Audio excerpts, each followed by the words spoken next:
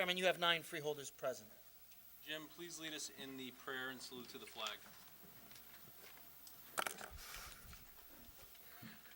Humbly we ask God, the giver of peace and the lover of charity, to give the entire family of nations true agreement with his will, and to grant the light of his Spirit on all who work for justice and peace. Amen. I pledge allegiance to the flag of the United States of America and to the republic for which it stands, one nation, under God, indivisible, with liberty and justice for all.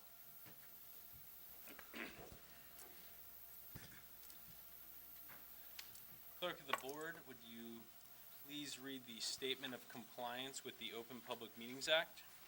The Chair wishes to announce that pursuant to the requirements of New Jersey statutes annotated, Title 10, Chapter 4, Section 10 of the Open Public Meetings Act, adequate notice of this meeting of the Board of Chosen Freeholders of the County of Union has been given by mailing the annual meeting schedule for the year 2014, along with periodic changes necessitated by circumstances, to the newspapers circulating within the County of Union who are designated to receive such notice, and by posting the annual meeting schedule for the year 2014 in the Administration Building, and further by filing the annual meeting schedule for the year 2014 with the Office of the County Clerk.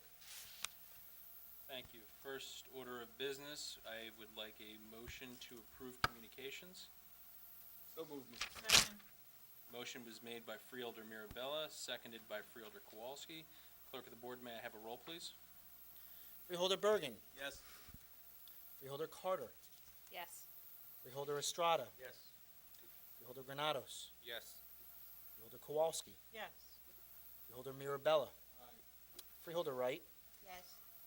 Vice Chairman Jallo. Aye. And Chairman Hudak. Aye. Chairman, you have 9 votes in the affirmative. Thank you. We have minutes to approve. The agenda-setting meeting on November the 7th, 2013, the regular meeting on November 14th, 2013, the agenda-setting meeting on November 26th, 2013, and the regular meeting from the 26th of November 2013. May I have a motion to approve? So moved. Second. Motion was made by Freeholder Kowalski, seconded by Freeholder Carter. Clerk of the Board, may I have a roll? Freeholder Bergen. Yes. Freeholder Carter. Yes. Freeholder Estrada. Yes. Freeholder Granados. Yes. Freeholder Kowalski. Yes. Freeholder Mirabella. Aye. Freeholder Wright. Yes. Vice Chairman Jallo. Aye. And Chairman Hudak. Aye. Chairman, you have 9 votes in the affirmative. Thank you. At this point, the meeting is open to the public for purposes of commenting on resolutions being offered for adoption only. Kindly state your name and the town of residence for the record and the resolution to which you are referring, and adhere to the 5-minute time limit. Good evening, Mr. Chairman. I'm Tom Getzendanner, a retired Summit councilman. And as a civilian, I'd like to comment on 5 of your 60 bundled resolutions for tonight. First, on 143, I want to thank you for awarding the $495,000 contract to Ritaco Construction for repairing, I think, 9 county dams, because one of those is Bryant Park in City of Summit. We appreciate that. Secondly, on Resolution 109, also want to thank you for renewing Overlook Hospital's agreement to station a part-time Union County welfare agent in Summit processing Medicaid applications. That's a big help. Thank you. Thirdly, resolutions number 111 and 112. We're wondering why you would want to pre-qualify Millennium Strategies for a $32,000 contract to procure more federal and state grants. Summit, I can tell you, did hire the same grant writer 4 years ago, but we found we could do a better job ourselves if we made our department heads self-fundings, took their duty seriously to self-fund instead of outsourcing it. Resolution number 100, appointing, I think it's a civilian, Jim McManus, to the Open Space Trust Fund. We hope that he's an independent arbitrator. I hope he has an open mind about perhaps declaring a temporary 50% moratorium on the statutory contribution rate, because we understand that escrow is fully funded now, and I believe the original preservation mission is well over its 100-acre ambitions. So there's a need to back off for the sake of controlling property taxes. And lastly, Mr. Chairman, 163, I want to thank you for reappointing John Nicholas as Summit's rep to the Air Traffic and Noise Advisory Board, and also honoring Summit resident Leroy Horn's introduction into the Union County Baseball Hall of Fame. Thank you. Thank you, sir. Any other comments?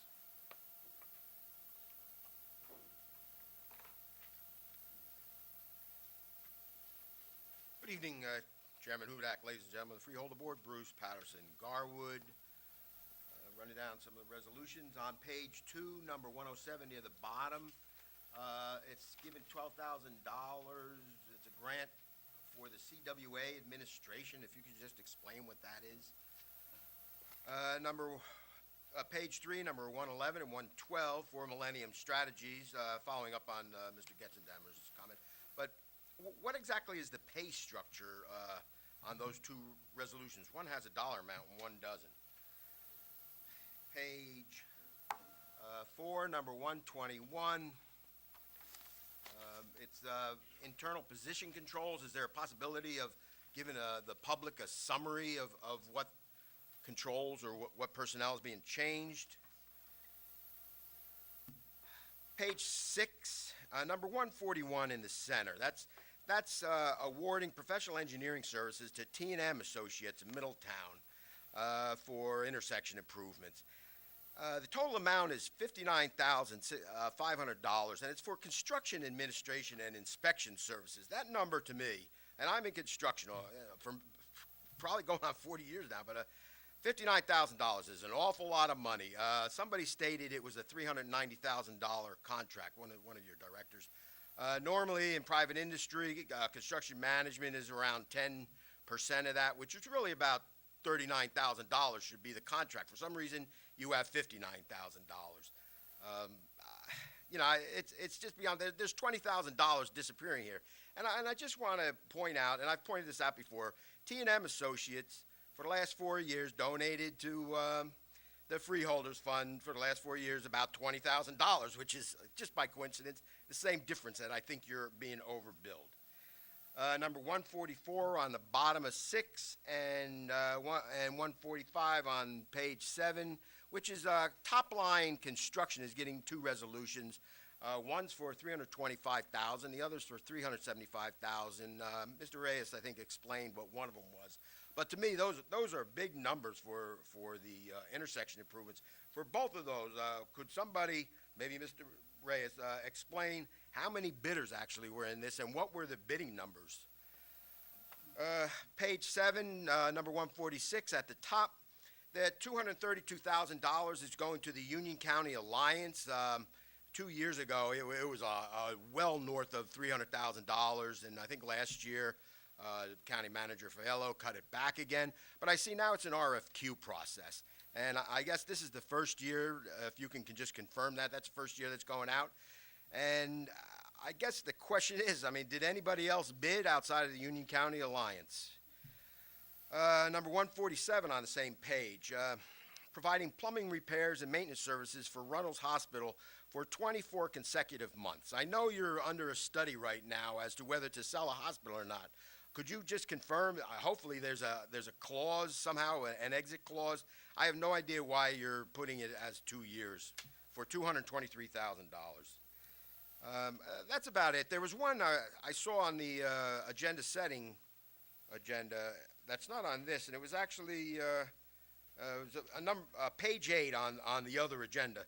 Number 21, you were appointing Charles Lombardo, Clifton Peoples, and a fellow named Huff to the UCUA, but for some reason it's not listed on this. I don't know if it was an oversight or it's deleted, but just an explanation on that. Thank you.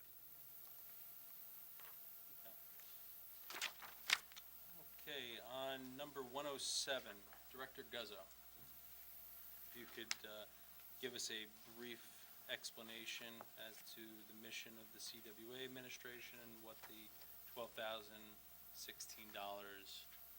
will do. Yes, Mr. Chairman. The answer to the question is that money is used specifically to offset someone's salary that administers that program. And if I may, Freeholder Granados asked me a question at the agenda setting session, and the number of individuals that were assisted with that program was 1,400. Just to jump ahead, but stay there, because we got some more for you. The UCUA appointments, that is resolution number 152, Mr. Patterson, for your information. Getting back to 112, we did do, 111 is the accepting of the pre-qualified list, correct? And can you just give a brief explanation of the pay structure for the 31,500? Yes, Mr. Chairman, I will. As you indicated, the first one is pre-qualifying the two firms that responded to the RFQ that went out. They were Millennium and the Bruno Group, and we're qualifying both of them based on the proposals that were submitted. And if Mr. Patterson was up here earlier, he remembers last year he thanked us for reducing the amount of that contract because there had been some problems with it that we fixed. And that structure on that contract now, the reason why we're awarding to Millennium is because it is now a total of $3,000 a month for everything. If we recall, prior to that, there was a fee on a retainer, and every time that they did a grant, there was some extra charges that were in. So we tried to control and rein in those costs, and as a result, we negotiated a contract that calls for $3,000 a month. The contract is for 10 and a half months, hence the reason that you see 31.5. I will say that the other proposer that came in was $40,000, which was more than what we're asking with Millennium. Thank you very much. Thank you, Director. 144 and 145, I guess those were comments on the amounts, but those were awarded through public bid, and we're required to go with the lowest responsible bidder. Correct, Director? That's correct. Thank you very much. 146 and 147, if I can ask you to stay up for 1 second. Just on 147, again, we own a hospital. We will continue to maintain it, and I'm sure any contracts we have will be a consideration of that process. Secondly, the Union County Alliance, and that was an RFQ process? That's correct. That's correct. And were there any other firms that qualify? We sent out 5 RFQs and only received 1, and that was the Alliance. Thank you very much. In regard to the position controls, that information will be on file. Just 1 second, Director. That information will be on file after the meeting and will be attainable through the normal process. Director Graziano, did you have something to add? Through you, Mr. Chairman, I'd just like to add on that plumbing contract, that is a not-to-exceed amount. We do not have to spend that amount, and that contract is reduced 35% from the last contract of a total of $78,000, lower than our last two-year plumbing contract that we had.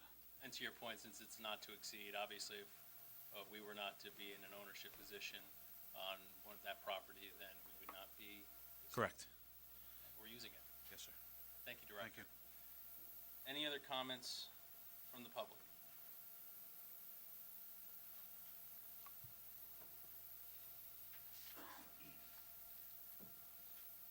Okay, John Berry, Kenilworth.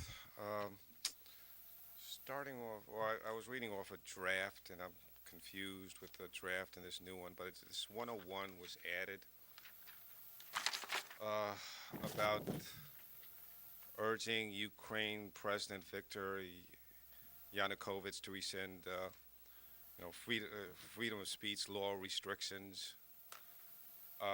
It's like the background on that, it just seems kind of odd, because like we're in an internet age, and not that he's going to read this or anything, but he can easily Google and find, this place being visited by the ACLU, or occasionally, well, every other meeting, pretty much somebody getting tossed out, and he's got, somebody asking a question about how much Galloping Hill costs, and being met with about a minute of silence until his time ran out. I mean, I'm guessing that there's really something serious in the Ukraine, if you can elaborate on that. And Mr. Patterson asked about something that was moved around. I also was looking at the draft, and there was on 115 and 149, there was something about SMG getting 100,000 that I can't find, and Maffey Security getting 291 that I also can't find. So am I just missing it, or are these things off? And why, if you could answer that. And the last thing is on, I guess, 146 at UC Alliance. It was mentioned there were 5 RFQs, and the UC Alliance was the only one that came back. If you know, who got the other 4 RFQs? I think that's it. The other resolutions you were referencing are no longer on the agenda, so I can't really comment on them on those agendas items. But I would ask Director Reyes if you could just, do you have the list, the RFQ list for the Alliance, or can you provide that later on? Chairman, I'm going to ask Director Guzzo to come up, and since he received the RFQs. Great, thank you, Director. Director Guzzo. Through you, Mr. Chairman, yes, I was asked by the Deputy County Manager to work with law to develop an RFQ, which we did. It was sent out to 5 entities, nonprofits within the county. They were as follows. The Union County Economic Development Corporation, the Union County Elizabeth Development Corporation, the United Way of Greater Union County, the Suburban Chamber of Commerce, and of course the Alliance, since they presently had that contract. All were sent out with RFQs attached. 3 responses were received by 3 of those entities saying thank you for thinking of us, but they were not in a position to do it at this time. We did not receive a response from one, and obviously we received a response from the Union County Alliance, which you have before you this evening. Thank you, Director. Thank you. Any other comments from the public? Oh, and just in regard to the Ukrainian resolution, I would ask that Freeholder Estrada maybe expound upon that in his comments later on. Or if you'd like to now. No, that's all right, I'll address it later on. Okay, thank you, great. Any other comments?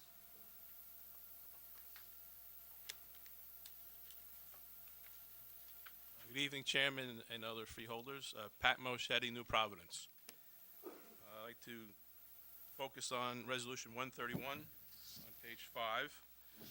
This is to get into a business agreement with a Florida company involved the e-filing office of the county clerk. I've said this in the past, and I have concern again, is if we would try to find a New Jersey company that could do this for us. It would keep expertise in the state. It would provide jobs in the state and tax returns in the state. If there's a need for in-house activity, then part of this expense would be going for travel and living from Florida to New Jersey. So we would be spending money on that and not for the service. And if they're not coming to New Jersey, to what extent are we not being efficient and effective if we have to do everything remotely with that group? Thank you.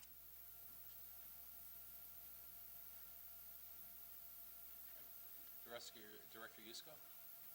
And just, I would imagine, as usually is the case with software, it has something to do with the proprietary nature of the technology and the specialized service? You, Mr. Chairman, exactly correct. They developed the software, and they were a New Jersey company for a while. They moved to Florida, but since they own the software rights, the upgrades and any maintenance has to go through them. Thank you, Director. Any other comments?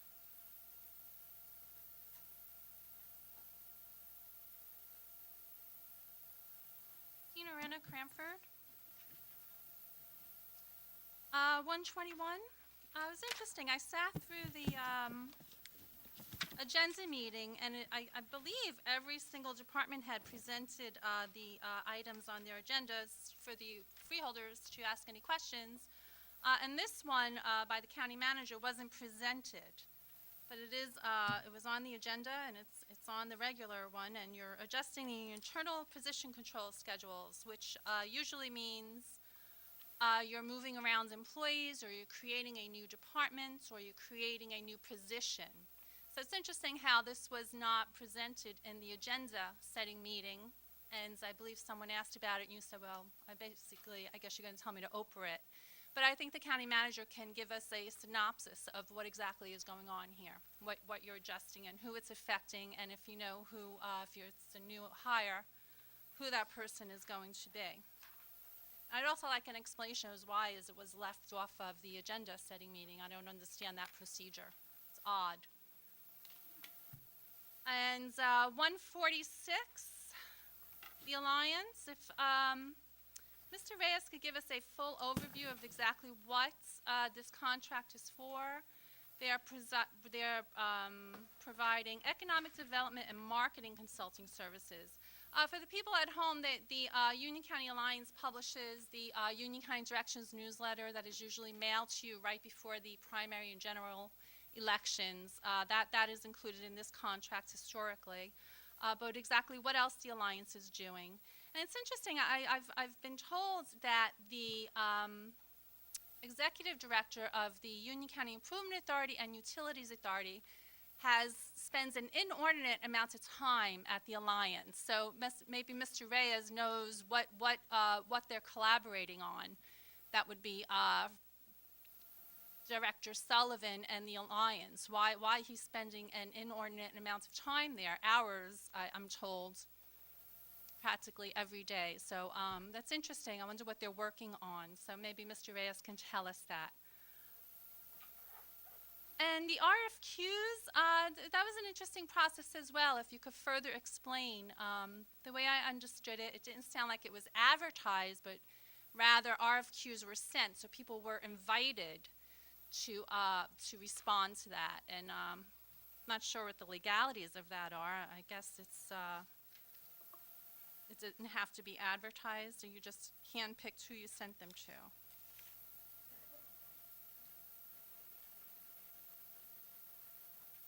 And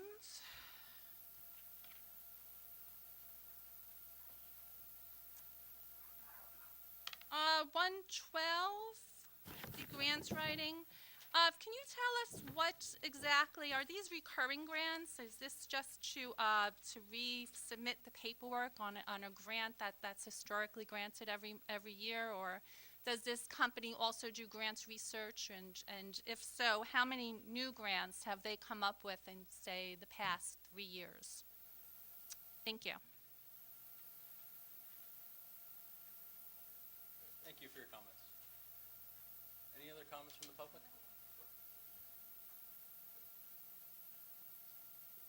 Question, Maria Echeverria Elizabeth. I have a question on 113. What exactly is that? And 132. That's it.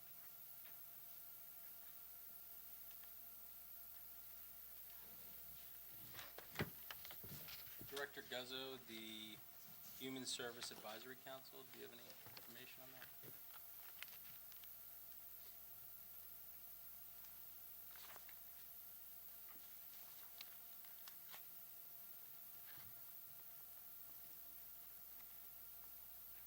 Through you, Mr. Chairman, the Human Service Advisory Council is the largest community-based organization or council that meets in the county. It's made up mostly of executive directors of all nonprofits that meet on a monthly basis and help us allocate dollars that come in from the state as well as the county. The community, this is a community process. This is a community board. All decisions made on funding relative to the dollars that come into this county by federal and state aid are put through various nonprofit committees within that body, and they recommend, then the board will get recommendations for various services that need to exist. The reason why that exists is because who better than community-based organizations that deal with clients every day in the 21 municipalities know where gaps in services are.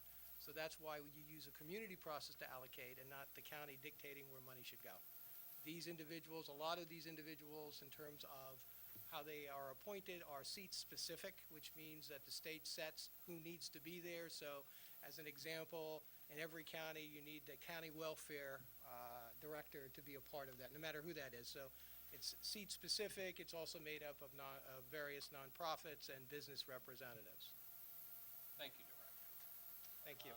In regards to 132, if the first assistant prosecutor could just give a brief overview of this grant. Certainly, Mr. Chairman. Earlier, I think I gave a somewhat comprehensive review. I'll do it again if necessary. If I start giving too many details, please don't hesitate to interrupt me. I think the young lady had come in after you spoke. Oh, okay. Basically, that's the grant to fund advocates within our office. It's a recurring grant, happens every year. It's been in existence for at least a dozen years, perhaps longer. We have probably 5 to 6 victim witness advocates. They represent the needs of victims of crime or family members of victims of crimes and homicide cases. Their primary purpose is simply to assist victims as they progress through the criminal justice system. Typically, we have assistant prosecutors trying the case. They're busy with that. We have detectives working on other aspects of the case. And historically, certainly going back 20 years ago, victims were not always treated as well. There's victim, Bill of Rights that was, passed years ago, basically trying to ensure that victims of crime are treated fairly in the criminal justice process and that their voice is heard. The victim witness advocates assist in that regard. They accompany them to court. They answer questions. They provide a lot of materials. And it's basically meant to make that process easier on the victims and the victims' families. Thank you, Tim. Any other comments from the public? Seeing none, I will close that portion of the meeting. May I ask for a motion to adopt resolutions 2014-99 to 2014-163?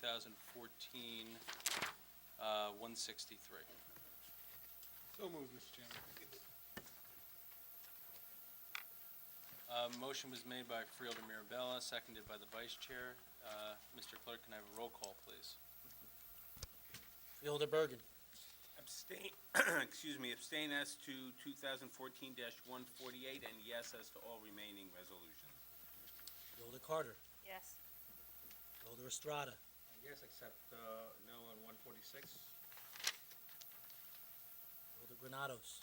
Yes. Freeholder Kowalski. Yes. Freeholder Mirabella. Aye. Freeholder Wright. Yes. Vice Chairman Jallo. Aye. And Chairman Hudak. Aye.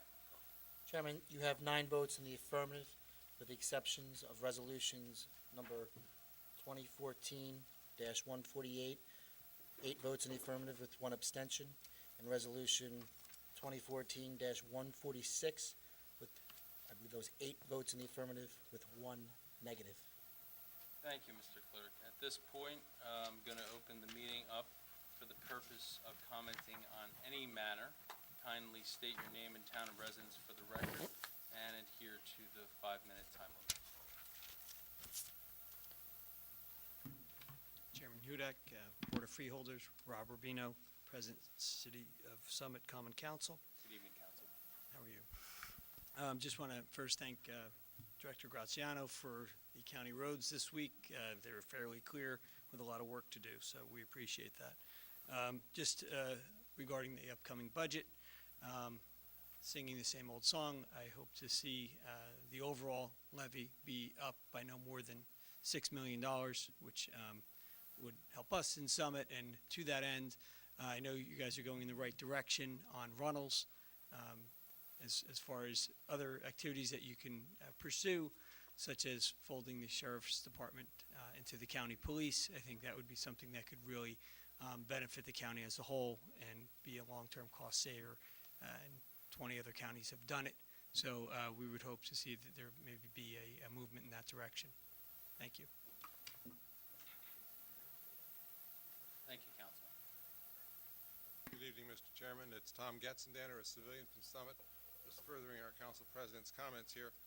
May I make a suggestion that perhaps you could call a roll call tonight, a roll call vote instructing Mr. Fela to seek no more than the $6 million fresh incremental tax revenues that our president just alluded to. If he could do this in his initial mock-up, and it would surface maybe the next month, you'd have time to perhaps react to it and do some alterations. But the initial roll-up should not seek anything more than a $6 million levy increase.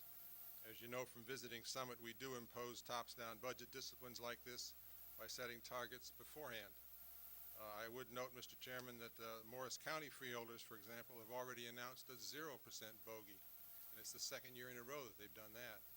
My understanding is that the Essex County freeholders have just settled on a 1.5% bogey. So by way of contrast, I believe your levy last year did rise 5%. Your levy went up 5% and is now about $318 million approximately. You really have to get on with more departmental restructuring, the way you've already started, but you're just scratching the surface. Thank you. Thank you.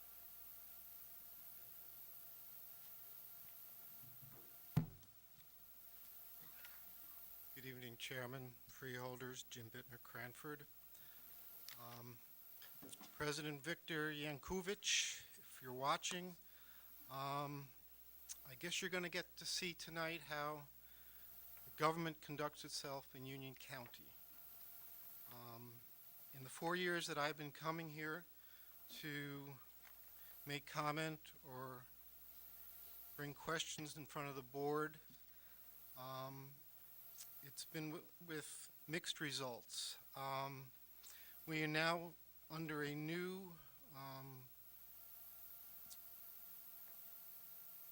new order, I guess. I'm trying to resist the word regime,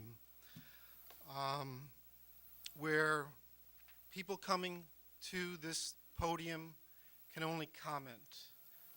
And if they do dare to ask a question, the question will only be answered if the chairman deems it a nice enough question that warrants a reply. Unbelievable. My question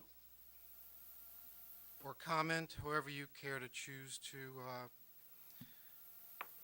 look at it, is yet again I'm standing here in front of the podium to ask what the costs associated with the building of the Galloping Hill Country Club are.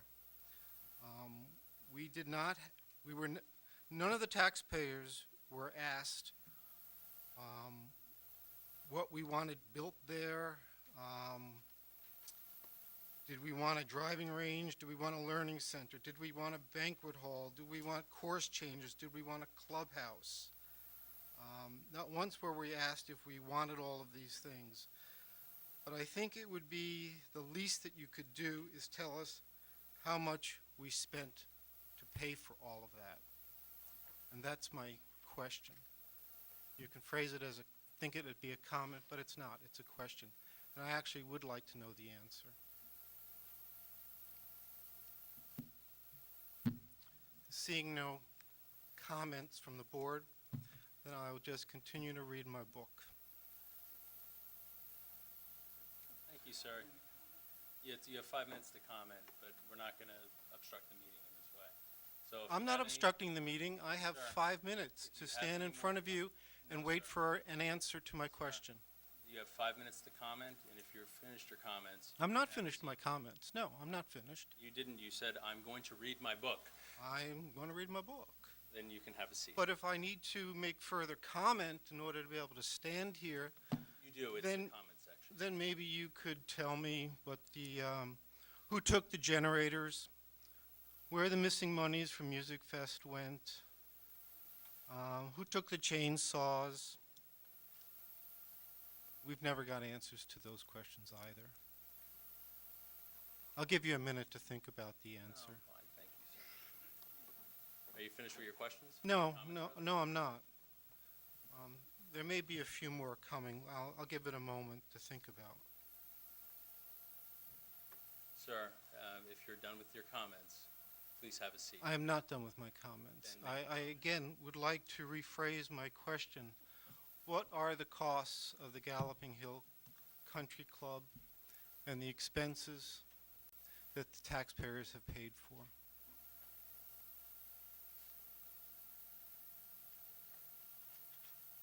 Thank you for your comments. I'm not done. Officer, he's not,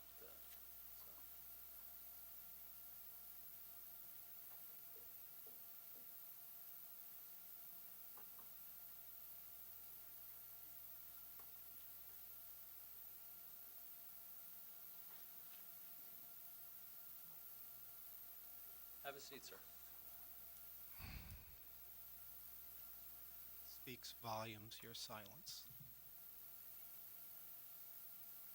Any other comments from the public?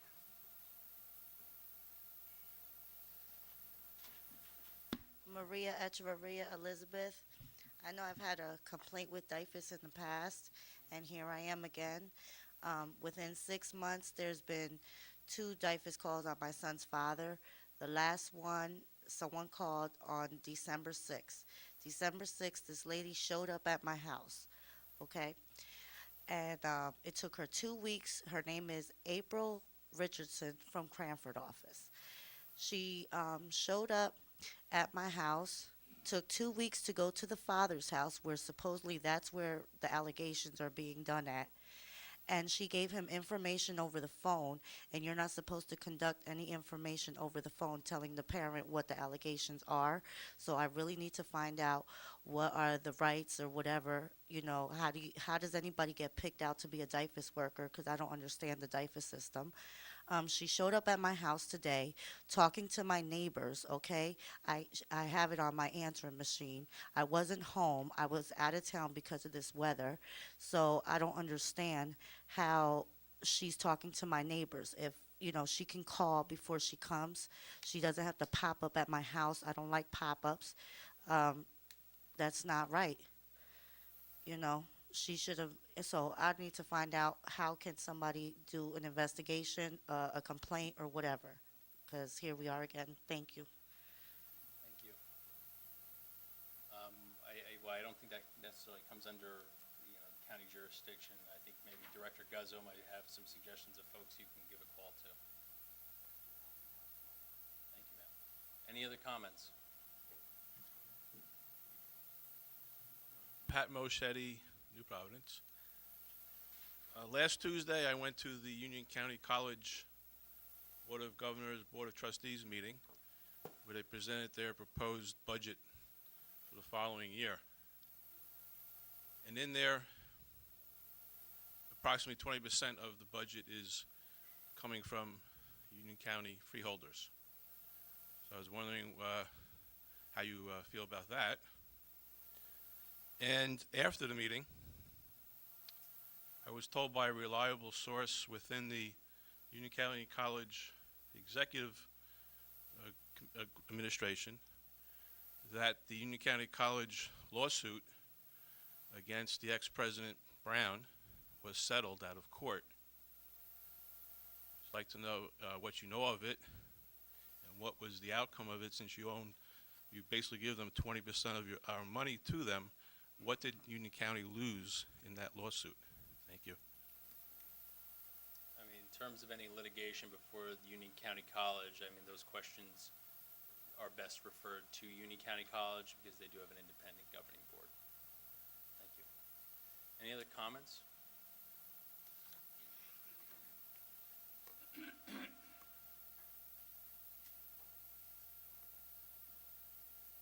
Good evening, Chair Hudak, ladies and gentlemen of the Freeholder Board, Bruce Patterson Garwood. Last meeting, there was an ordinance. It was 2014-64, and what it was giving $204,000 to Acrisure for risk management analysis. Acrisure is an agency down in Woodbridge. What was that? Pardon? A resolution. Yeah, I'll just say ordinance. Not an Okay, ordinance. I'm sorry.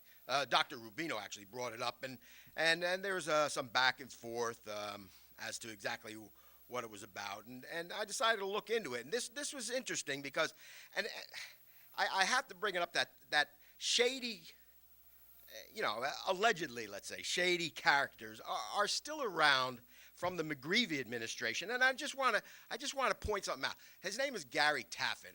I'm sure all of you, the movers and shakers in here, know exactly who Gary Taffet is, and there was a Paul Levinson involved also with him. But Gary Taffet was a chief of staff with the McGreevey administration back 10 years ago, and he resigned.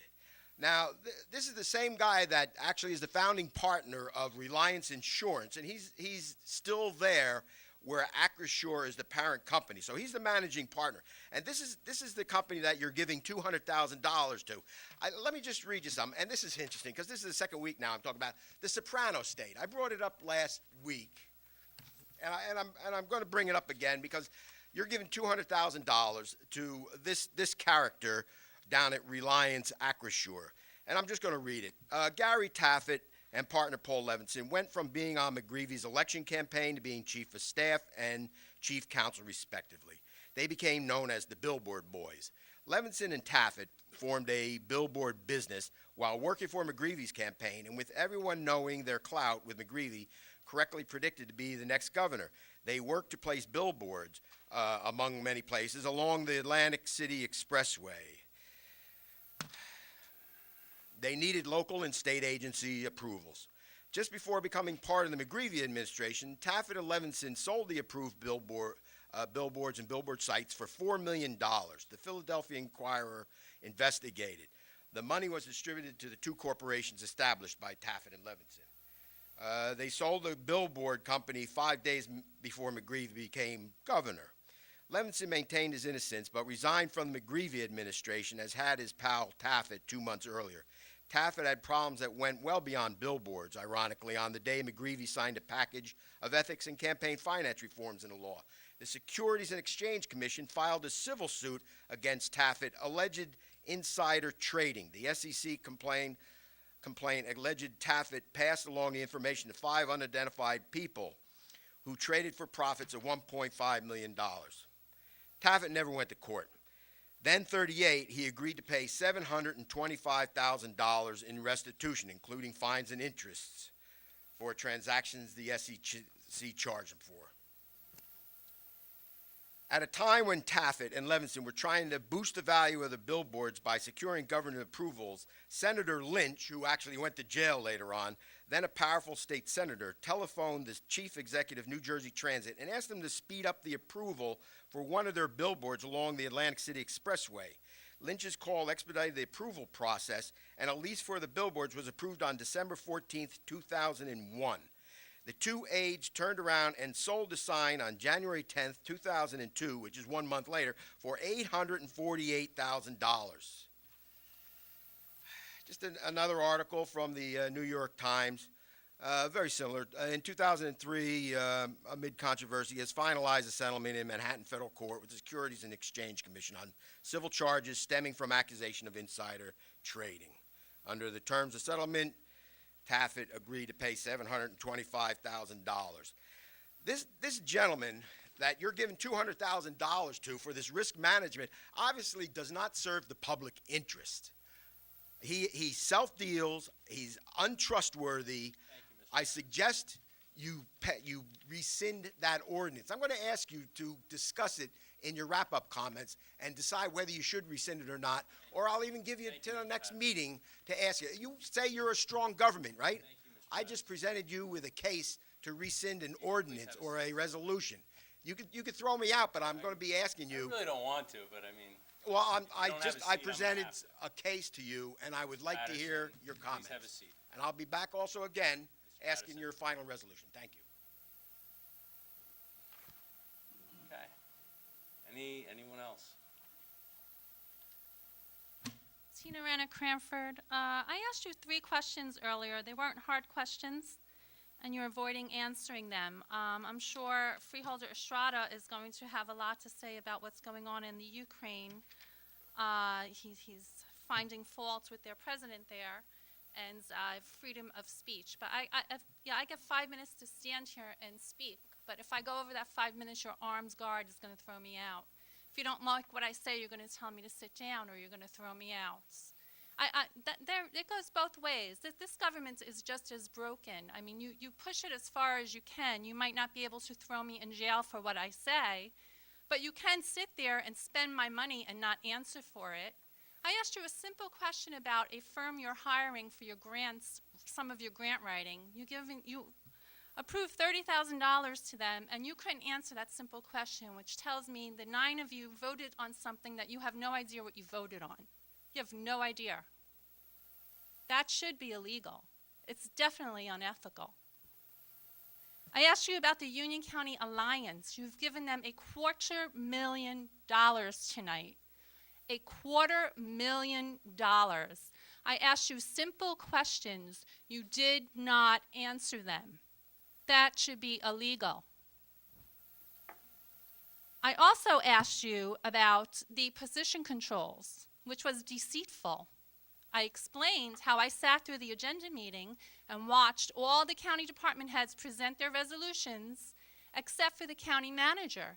He did not present the one resolution he had on the agenda.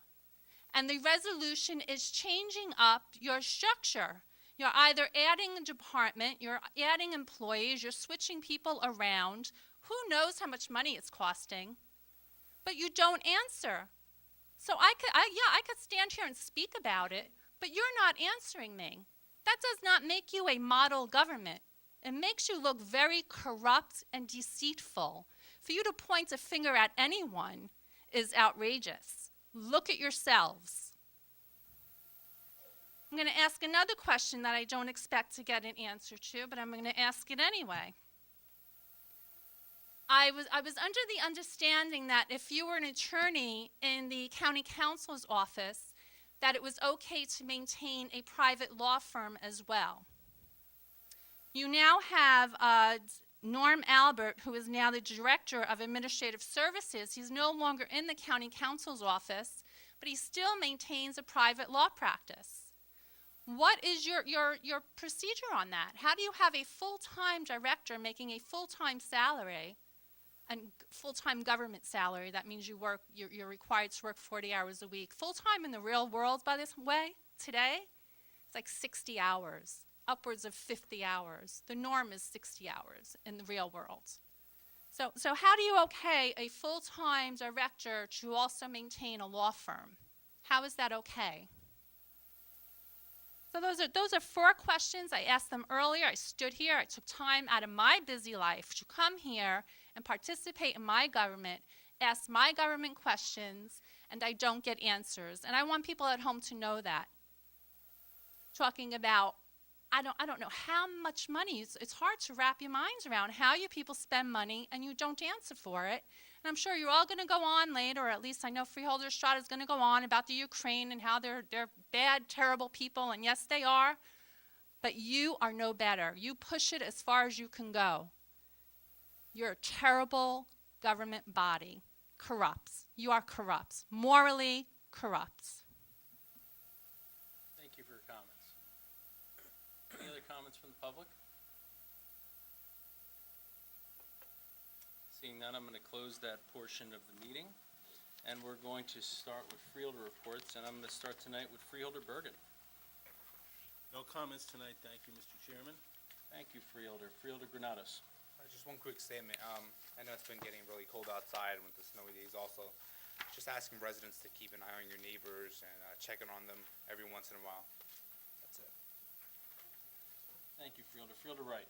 Thank you. I want to call your attention to a free seminar called Foreclosure, Moving from Fear to Positive Action. I encourage you to come even if you are not in foreclosure now, but if you have a concern or any concerns about your financial situation.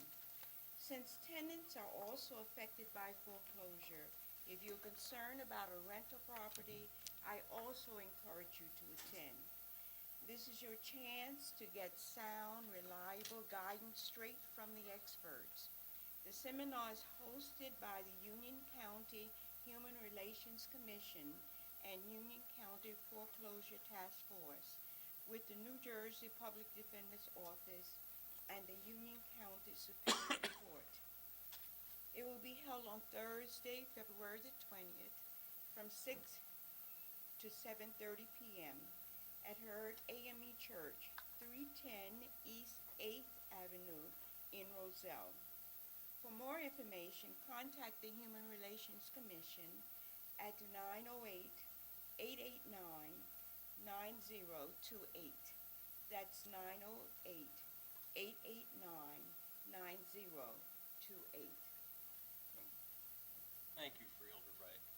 Freeholder Kowalski. Thank you, Chairman. It's cold outside, but we have some events that are happening indoors that I'd like to let people know about at Trailside Museum and at Masker's Barn and Deserted Village. So on February 13th, we'll have a presentation of songs and music from the Civil War. And that's kicking off our February festivities series for the President's Day weekend with indoor and outdoor activities for people of all ages. And on February 22nd, we'll have a full day of workshops on community gardening, which is hosted by our experts from the Rutgers Cooperative Extension. For information on trailside events, you can call 908-789-3670 or visit us online at ucnj.org. And to find out more about community gardening, please call the Rutgers Cooperative Extension at 908-654-9854 or go to our website and find the Rutgers Cooperative Extension. I might also add here, the Rutgers Cooperative Extension has information about rain gardens, about rain barrels. We've had significant flooding events in recent years, and they may seem like small things, rain gardens and rain barrels, but if they are used by people on a large scale, they can make a difference as far as the amount of water that goes into our storm sewers and rivers. Thank you. I appreciate your listening, Mr. Bittner. So I'd also like to ask everyone's forbearance with the difficult snowy weather and our public works staff getting out and clearing the streets. Of course, when you clear streets of snow, there's also a chance that there's going to be potholes. So our public works staff are going to get to these potholes, but I urge everyone to drive carefully, drive slowly. We don't want people to have accidents. And just be aware that we are going to get to the potholes as we're able to. You can't work on potholes during a snowstorm or when it's way below freezing. We can put in temporary patches, but they're not going to last long. So the county roads are being taken care of, but please drive carefully and cautiously. Thank you, Chairman. Thank you, Freeholder Kowalski. Freeholder Carter. Thank you, Chairman. The Union County Board of Chosen Freeholders is proud to be kicking off the celebration of Black History Month throughout Union County tomorrow. We will be holding a Black History Month program taking place at Kane University in conjunction with the Kane University Center for History, Politics, and Policy. It's going to be a wonderful event. It starts at 11 o'clock tomorrow over at Kane. But I want to take an opportunity to thank in advance the many county residents who have volunteered their time to participate in this celebration. It's going to be a wonderful event. This is the second year that we will be hosting this. As we have learned throughout the years, Black History Month is an enriching experience for all Union County residents. It showcases the different traditions and contributions that come together to make Union County the diverse, dynamic place that we all love to call home. And one of the things that is relevant there truly shows our diversity and all the contributions that many of our residents have contributed and really given to this county. So in upcoming weeks, we know that there are going to be many programs going on around the county in different municipalities. We're asking you to please go to our website. We have listed many of them there. Go to your town websites to see what they have going on to celebrate the contributions, the African Americans, and to celebrate Black history. For events and programs sponsored here by the county, you can, again, visit www.ucnj.org or call the Bureau of Cultural and Heritage Affairs at 908-558-2250. Thank you. Thank you, Freeholder Carter. Freeholder Estrada. Thank you very much, Mr. Chairman. First of all, over the years, I've taken many issues that have happened worldwide and made a point to make people understand or try to pinpoint some of the things that are happening around the world that have or may not have an impact on our lives. The issue of the Ukrainian people is a very interesting one. The Ukrainian people have been victimized through many different dictators, including Stalin, Hitler, and many other in the way. The reality is that today, the Ukrainians face a very important question in their nation as to whether they want to be allied with the European Union or going back to the lackeys of the Russians for them is a resemblance of the past. It had been before November, the president of the Ukraine kind of hinted or indicated that he was willing to maintain a relationship with the European Union, and all of a sudden met with President Putin of Russia and came back with a whole different ballgame. And that was that they were going to join the alliance of the Russians, at the same time limiting a lot of the freedoms that the Ukrainian people have today. By rescinding these freedoms, he created an outcry to the point of almost 300,000 people have met in one of their main squares, which I believe is called Freedom Square or Liberty Square, and have been protesting over months since November. Now, why is this important, or why is that? And first of all, I'm sorry to the Ukrainian people for people here speaking of what happens in this meeting as similar to that what's happening in the Ukraine. My friends, there's no relationship, there's no even any similarities to what that is. The issue basically is whether the Ukrainian people will continue to have basic freedoms or whether they will accept a limitation to those freedoms that they presently had. And that's bottom line what it is. The people have taken to the street. Now, in this country, people go to vote, and the vote decides who the representatives are. The people who sit in this table are the representatives of the people. I understand there could be difference of opinions. I'm very often expressed here, but the reality is that every election day, individuals who sit in this table are supported by the people to be here. So remember that always, very important. In the Ukraine, the people are struggling to ensure that their freedoms are maintained. And this resolution is a support of the men and women and children of the Ukraine who every day risk their lives, are participating in these types of events that because the government is trying to limit their ability to speak. So keep that in perspective.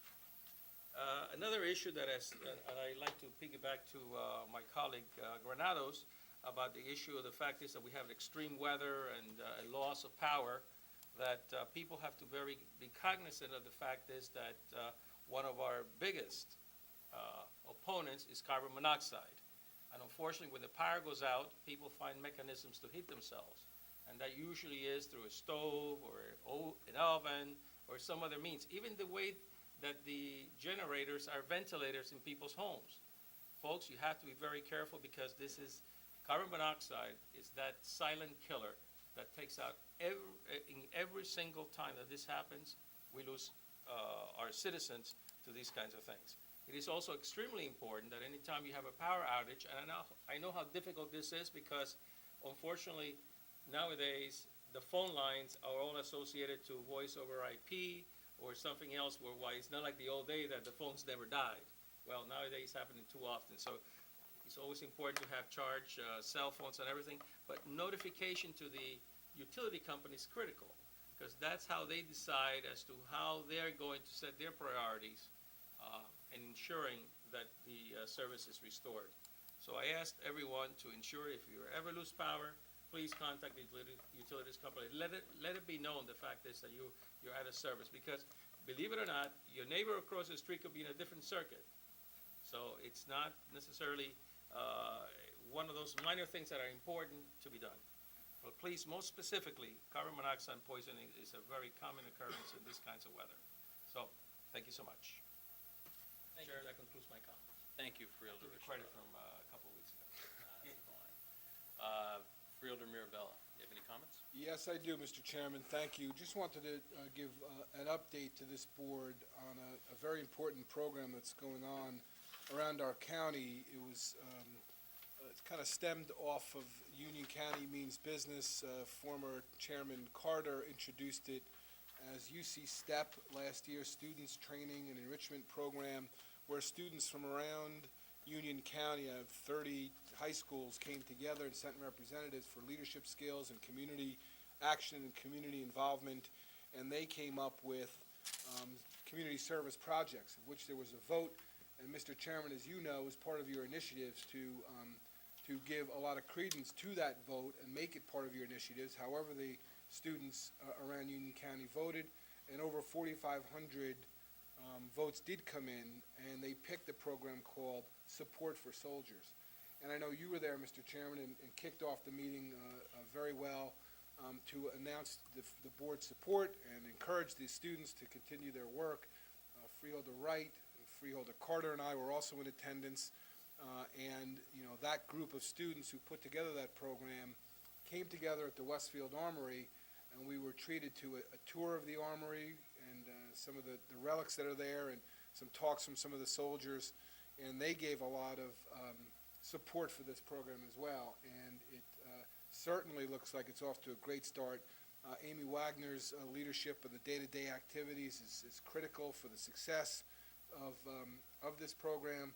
But what it will be, and it will be announced in the next couple of weeks, the Support for Soldiers program is for the high schools around Union County and middle schools and fire departments and wherever else to collect supplies and to send them overseas to our soldiers. Hopefully that are from Union County or represent Union County, but could be from to anywhere. And also there's some homeless veterans organizations that could take advantage, and some hospitals where veterans are served right here in the United States. So this is a terrific program. I'm proud of the support of this board and your leadership, Chairman Hudak, to make it an initiative for our county in this year. I'm proud of the students involved so far, and I really look to this to be a really successful program to help our soldiers.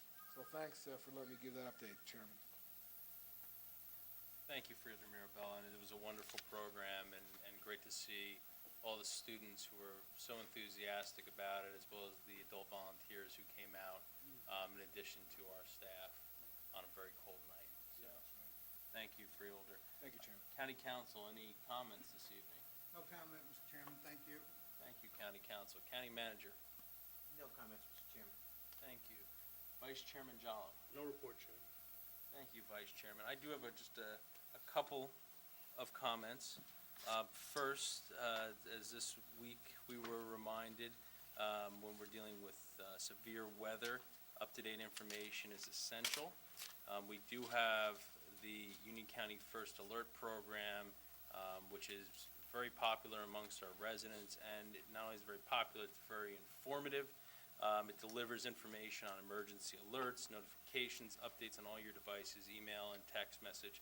And especially when we have severe weather situations, government closings, even at the local level, the municipalities have access to it. I know in my hometown, the city of Linden, the Linden Police Department used it as a way to remind residents to get their vehicles off certain streets lest they be ticketed due to snow removal.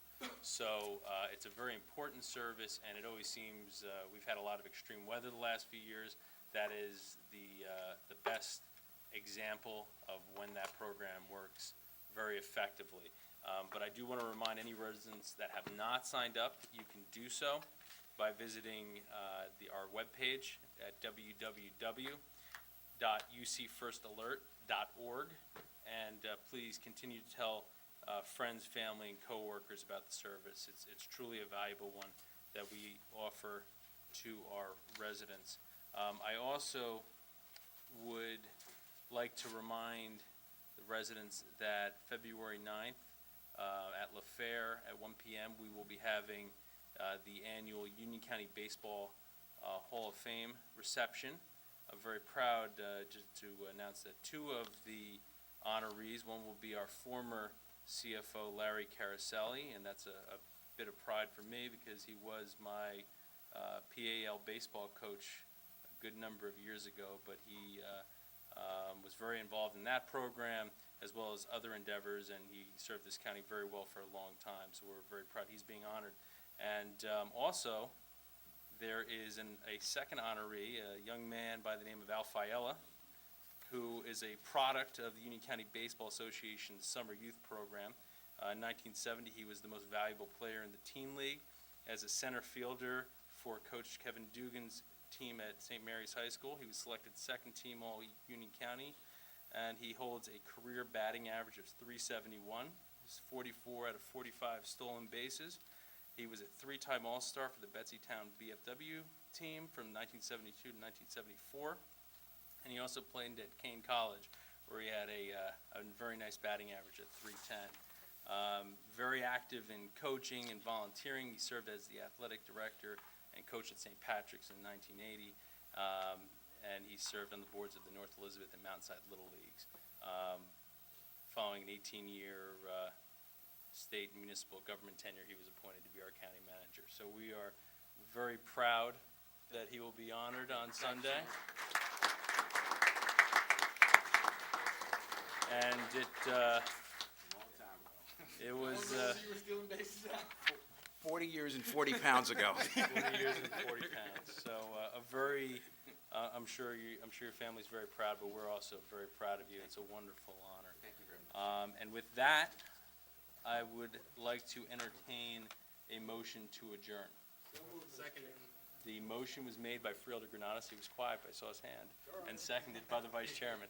All in favor? Aye.